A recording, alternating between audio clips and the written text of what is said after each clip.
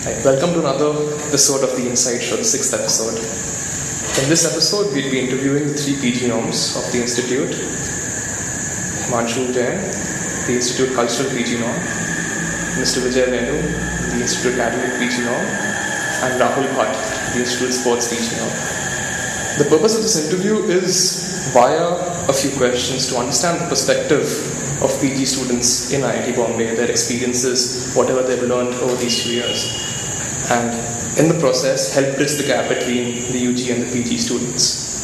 So we'll start off right now with the question that we've prepared. Alright, so this is an open question. Please feel free to answer.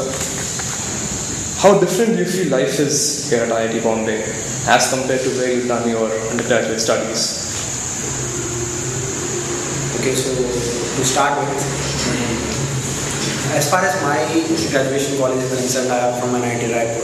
As I compare an IIT Raipur to IIT Bombay or any other college in my country as compared to IITs, there is a lot more concentrated efforts on each and every field, whether it is academics, whether it is cultural, whether it is sports. People here are more concentrated rather than being distributed, and especially in the field of academics, because I am a PG student, I am more and more involved towards academics as compared to UGs. I find this institute to be more, it provides more facilities as compared to our institutes in case of the academic sections. Also, there is a huge range of cultural activities and sports activities going on. So the spectrum which IIT covers in all these 3 journals or all these 3 different things is far more better than our undergraduate college. So this is what I feel, and this is a very good opportunity also for the PG students to get exposure kind of like this in IITs. Well, I would say there is certainly a paradigm shift in the very makeup of the environment we are exposed to now at the postgraduate level. I mean, what never ceases to amaze us is the concept of self-governance adopted by the students of IIT, whether it be UGs or PGs, which is more structured among the UG community as such. And there is also a semblance of structure to almost everything that's taken up, whether it be in the labs, whether it be in the hostels or on the field.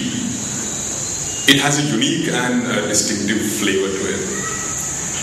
Now, more than anything else, the major difference between our stay here and our previous stay at our alma maters is the fact that for the first time ever, we get to choose. We PGs get to choose. We have a say in the choices that we make in relation to having our role models who surround us. Maybe here is where I would like to draw a brief distinction between the attitudes of PGs and those of UGs in particular. While for us, for the PGs, the role models are to be found within the confines of the classrooms, I suppose it's largely the diametrically opposite way for the UGs. I mean, with all due respect to our alma maters, we as undergraduates have been through a lot of deprivation in terms of receiving quality education. This is especially true in the case of those students who come from rural areas and semi-rural areas. And for the first time, when we are exposed to the nuances of the subjects with such intricacies, taught with such profound clarity and in-depth analysis, we are blown away. We are simply taken to the charms of these professors, and we tend to idolize them. We want to embody all the qualities that these people stand. We owe a great deal of gratitude to them for having shown us that there is much more to education than what we thought it was. So there it goes. That's true. Rahul, now, the other 2 PG nominees have painted a very rosy picture about things at IIT Bombay and what they have to offer for PG students. But has the recent stipend delay, has that changed your opinion in any way? I mean, not really, because as the stipend here is not given by IIT Bombay. Right. It comes from the Ministry of Human Resource Development. So in this case, for example, if my colleague was there with me in my engineering college and he went to some other college, not some IIT, for doing his post-graduation, he'd be receiving the same amount of money. But what he miss out is the scale or the magnitude of all the activities that go on in IIT. Like in undergraduate colleges, I come from a big city, and there there were sports activities, there were cultural activities. We also used to take part in a lot of quizzes. So there was this limited scale on how much a person could do. But that changed all when you come to IIT, because here all these events are at a much larger scale, and there are many more people to interact with. And the thing is, we really enjoy interacting with different kinds of people. Like there are undergraduate students, there are postgraduate students, all PhD students, there are various project staff and people from various backgrounds, even management students, and they are all on one campus. And also with the hostel life, these all spheres, they tend to interact, so this is what we enjoy. Okay, I would like to add one point what the students say.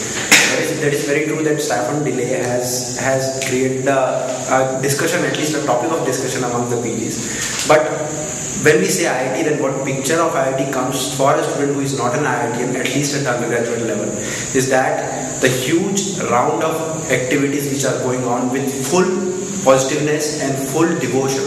As far as professors are concerned, Vijay correctly pointed out that professors like Professor J. Vasi and all those people, they have devotion towards what they are doing. I mean devotion towards their job. This is rarely seen in case of our undergraduate college. Most of the college, I'll say. Apart from that, if we say that IIT provides us a platform to live your dreams or live our dreams, then it would not be wrong as compared to undergraduate college. So this is the basic difference between undergraduate college and IIT, that you get chance to interact with people, you get chance to take part in those activities in which you are especially interested in. It provides such huge platform for the things to happen. Of course, we always have momentary frustrations at the delay in this stipend and all such sundry issues. It only goes on to prove that even elite institutes of higher education like IITs are not impervious to bureaucratic delays and hassles.